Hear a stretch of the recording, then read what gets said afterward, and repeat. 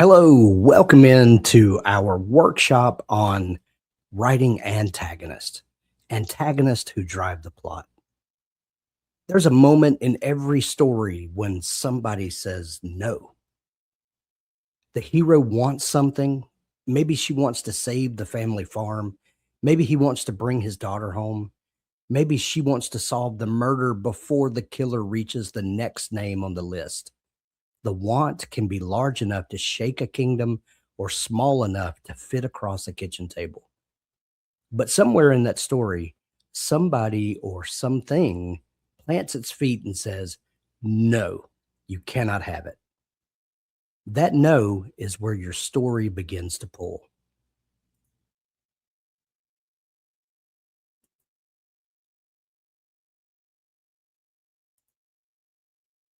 Writers spend a great deal of time building heroes.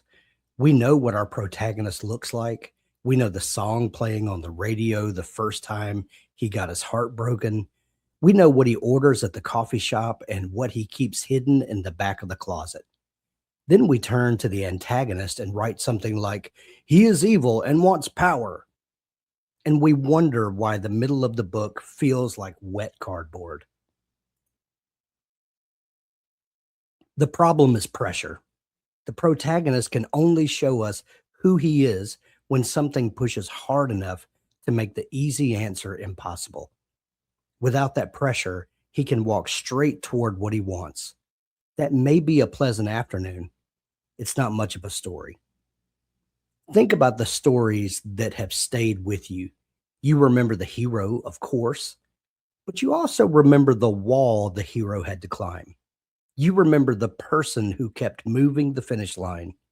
You remember the storm that would not break, the system that would not bend, the fear that would not let go. We remember the no.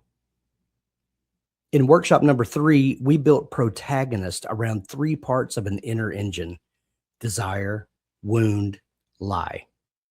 The character wants something. Something happened that marked the way he sees the world. And because of that wound, he believes something that's not entirely true. We're going to use that same tool here. Your antagonist deserves more than a black hat and a cruel laugh. Whether the antagonist is a person, a hurricane, a courtroom, a church committee, or the protagonist's own grief, the opposition needs an engine. It needs a logic. It needs enough force to keep saying no after the hero has tried the first easy answer. By the end of this workshop, you will have a working antagonist core.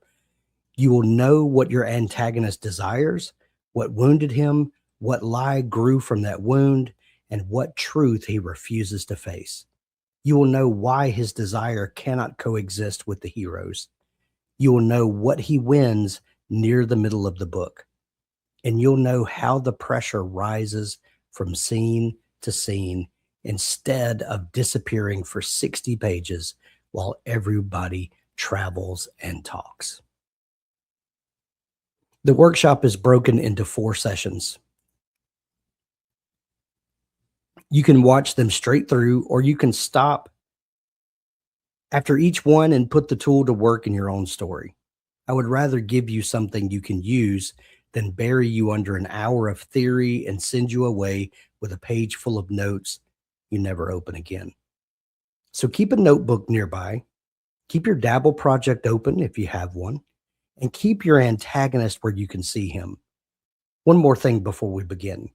I'm going to use the word villain sometimes because it's familiar. But villain and antagonist are not necessarily the same thing. You can have a powerful antagonist without having a wicked person anywhere in the book. That distinction matters, and it's where we're going next. For now, hold on to this. Your protagonist is only as strong as the no standing in the way. Let's build a no worth beating.